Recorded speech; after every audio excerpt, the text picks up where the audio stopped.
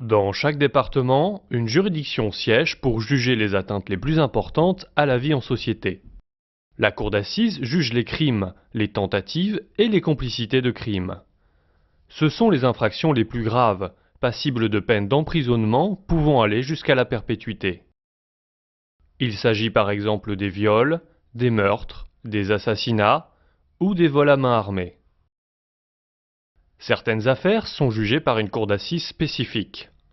Ainsi, les mineurs de plus de 16 ans au moment des faits sont jugés par la cour d'assises des mineurs. Pour les affaires les plus graves, le jury n'est pas composé de citoyens, mais de magistrats. C'est la cour d'assises spéciale.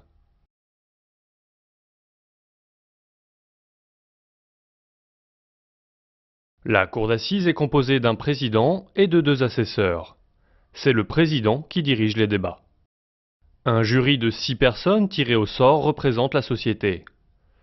Ils sont citoyens français, âgés de plus de 23 ans, savent lire et écrire en français et jouissent de leurs droits civiques. Après l'audience, ils vont délibérer avec les magistrats et rendre un verdict. Au cours des débats, l'avocat général défend les intérêts de la société. Lors de ses réquisitions, il revient sur les faits et propose la sanction qui lui paraît la plus adaptée. Le greffier assiste la cour et note le déroulement des débats. Il est le garant de la procédure. Il authentifie tous les actes, notamment la décision que l'on appelle un arrêt.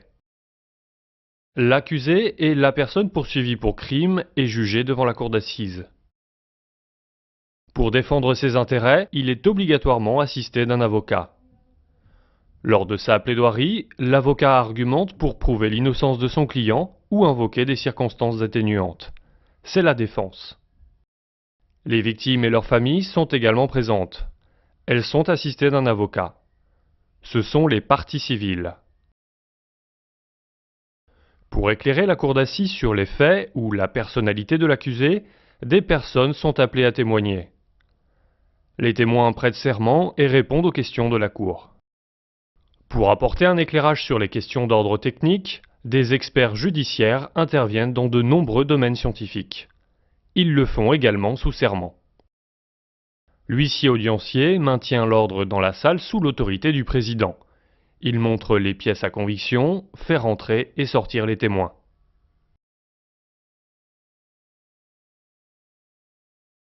Si la cour d'assises considère que la culpabilité de l'accusé n'est pas établie, elle rend un arrêt d'acquittement. En revanche, si l'accusé est déclaré coupable, il peut être condamné à des peines de prison, des peines d'amende et des peines complémentaires.